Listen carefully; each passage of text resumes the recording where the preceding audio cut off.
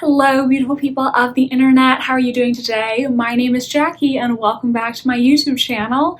In today's video, I'm going to be showing you my query tracking spreadsheet. I recently posted a poll on my community tab asking which writing related video you all wanted to see, and this was the winner.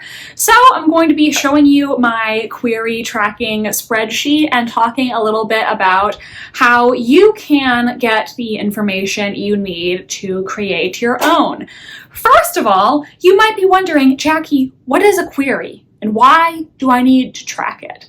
So basically, when you are submitting your manuscript to a literary agent asking them to represent your novel, you write them a query letter which tells them a little bit about you, why you are writing to them, and what your novel is about, as well as how long it is, the genre, and some popular titles that you think are similar to your novel. You can send your queries out to multiple agents at once, and if they like what you have to say in your query letter and potentially in your sample pages, if they ask for them, they will then ask for your full manuscript. If they like your full manuscript, then they will arrange a call with you and potentially offer representation. So querying is an exciting but also very arduous process that could potentially go on for months or even as long as a year. That's why I decided to create this spreadsheet, just so I could have all the information I need together in one place. In this spreadsheet, I have the agents that I am interested in potentially querying, some information about them, and I also have a place where I can write the date that I submitted my query if I do end up querying them. So in this video, I'm going to show you my spreadsheet, what I put on the spreadsheet, and also give you some tips and resources that were helpful to me as I gear up to query my debut novel in the coming month.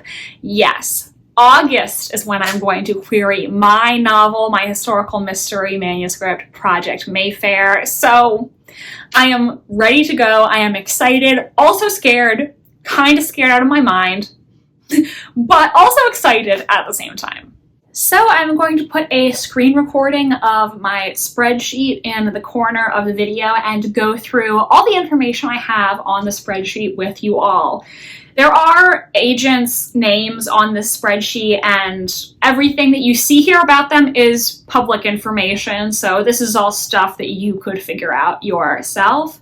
First, in column A, I have the agent's name. I organized it alphabetically by first name.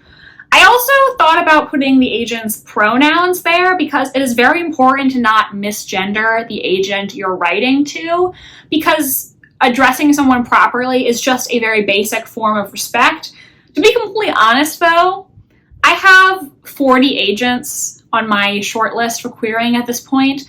Only one of them uses pronouns that are not she, her. So that's why I ended up not putting the pronouns in there, because, you know, it's pretty easy to remember that everybody uses she, her pronouns except for one person. So, you know, I ended up not really needing that, but, you know, maybe that would be a good thing for you to include if you make your own spreadsheet.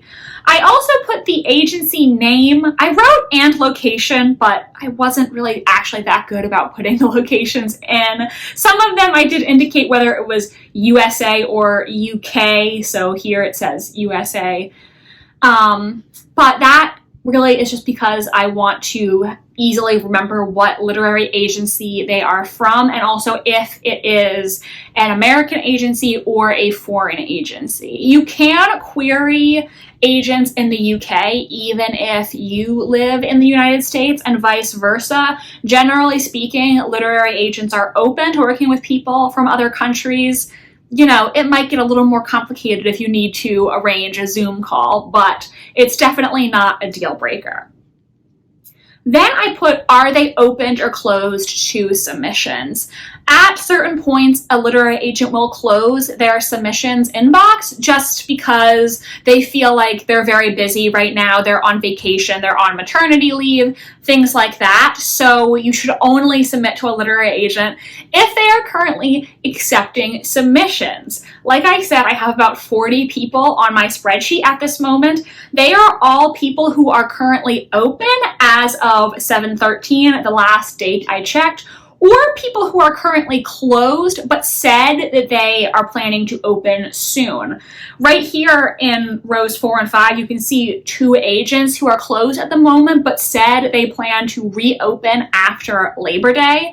This is not uncommon, so I've heard a lot of agents are less active during the summer because, you know, everyone needs some me time, some vacation time, or some time just to catch up on their work. So it's totally not abnormal for querying to be a little slower during the summer. And since these people did indicate they plan to be reopened in the near future, I figured I could still add them to my spreadsheet. And if I'm in the query trenches come September, still looking for an agent, then I will definitely reach out to them. Then I put select clients. So I will say that an agent does not need to have extremely famous clients to be a good agent. I really just put down if there were clients who I'd heard of, clients who write genres or books similar to mine, and so I think might boost my chances with that agent. Now, I do start to get a little nervous if I see a literary agent who has been an agent for 3-5 years-ish, and they don't have any deals with major publishers. That is when I start to get a little nervous. However, if an agent is newer in the industry and maybe they don't have any really well-known clients yet, I think that's okay because, you know, they're learning how to be an agent, they're building connections. And the good thing about newer agents is they're more willing to take chances on people. So an agent does not need to have big clients to be a good agent. There's more to it than that. I just put this here as I thought it would be helpful to me. Then I also put that agent's average response time. Part of my querying strategy is I'm going to query people who are fast responders first. That way I'll know very quickly if my query letter and sample pages are working or if I need to make further changes. Now you might be wondering, how do you figure out what an agent's response time is? I recommend using Query Tracker, and I also have a column in this spreadsheet with the link to every agent's Query Tracker page.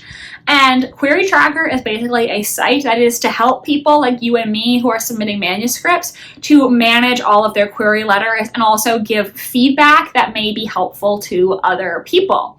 So why don't we take a pause here and talk about Query Tracker a little bit. I have it open in another tab. So when you sign up for an account with Query Tracker, you can look for agents or publishers and then create your own personalized list of people you would like to query.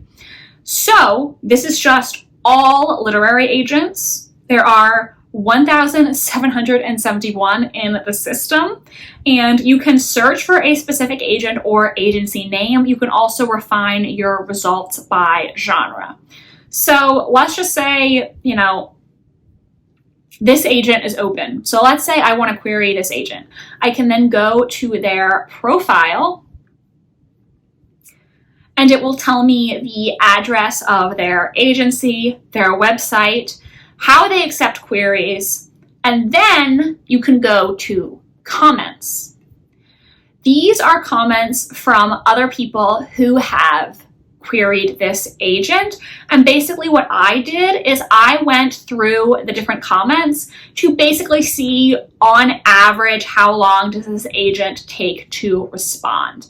You also can pay for a premium subscription of Query Tracker, which will give you access to agent statistics. And those statistics will tell you on average based on the reportings on Query Tracker, how long on average does this agent take to response. So that is a little bit more accurate. I just personally did not want to pay for Query Tracker, so I determined how long I thought was a normal response for that agent just based on the comments and what seemed typical. If you are willing to pay, though, you can get a statistics page with the average number. I think it's like $25 for a year for an advanced subscription to Query Tracker. So it's actually really not that expensive if you don't mind spending 25 bucks. But that is how I determined the average response time. Obviously, if I had the premium subscription, it would be a little bit more accurate, but I just based these estimates off of the comments on Query Tracker pages. And I'm going to query the agents who are quick responders first.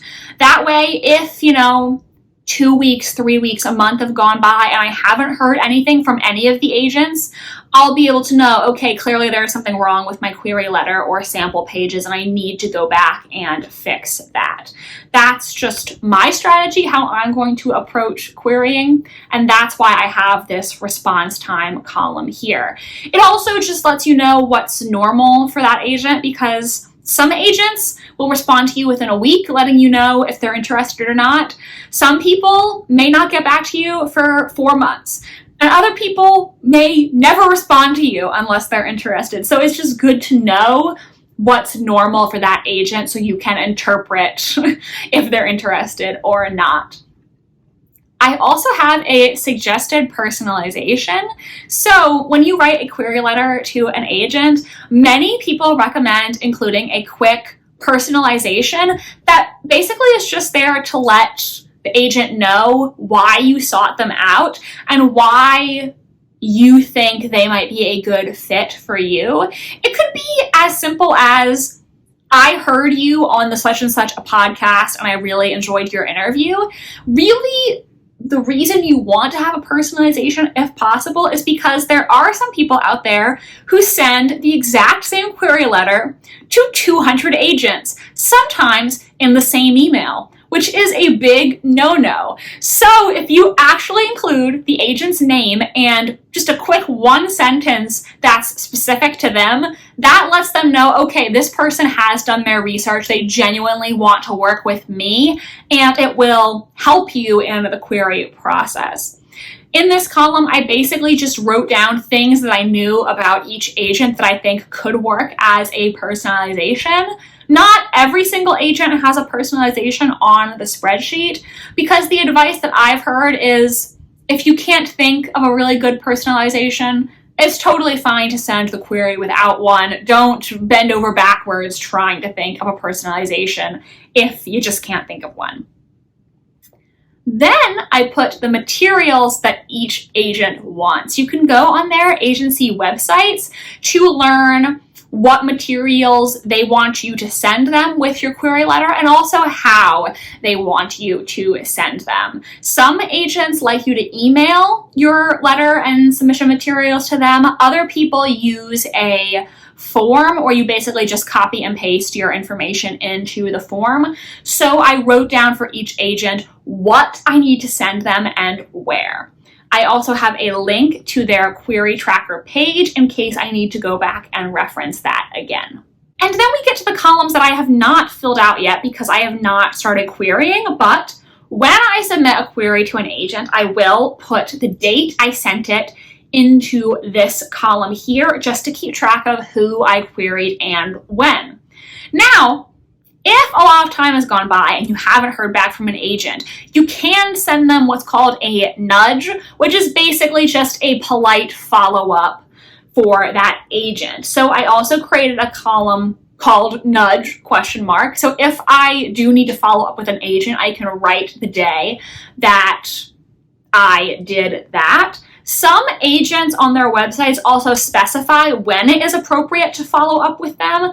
So if I found that information, I also put it in this column. For example, for this very first agent, it says if you send her a full manuscript and you don't hear within 6 weeks, you could follow up. And then if you still don't hear, follow up again 4 weeks after that. So if I do find myself in that situation, that information is readily available for me there. If they send me a partial or full manuscript request, I will write to that and the date in the spreadsheet. And if they make me an offer of representation, fingers crossed, I hope somebody will, I will put that in the spreadsheet as well. And that's it. That's my query tracker spreadsheet. So I hope this was helpful to you. Let me know if you have any further questions about my spreadsheet or my querying strategy. I do also have a bunch of agents added to my query tracker account. However, I thought I would just like to have this one spreadsheet where I can fill out all of this information and just be able to see all of it at once. So this is just what I thought would be helpful to me. Obviously, you do whatever works for you and helps you stay sane while navigating the query trenches. I hope that you enjoyed this video. If you did, make sure to give it a big thumbs up and subscribe to my channel if you'd like to see more from me. I post new videos every Wednesday and Sunday. My social media links are down below if you want to follow me on Tumblr, Instagram, or be my friend on Goodreads. Thank you so much for watching, and I hope you have a wonderful rest of your day. Bye, and I'll see you next time.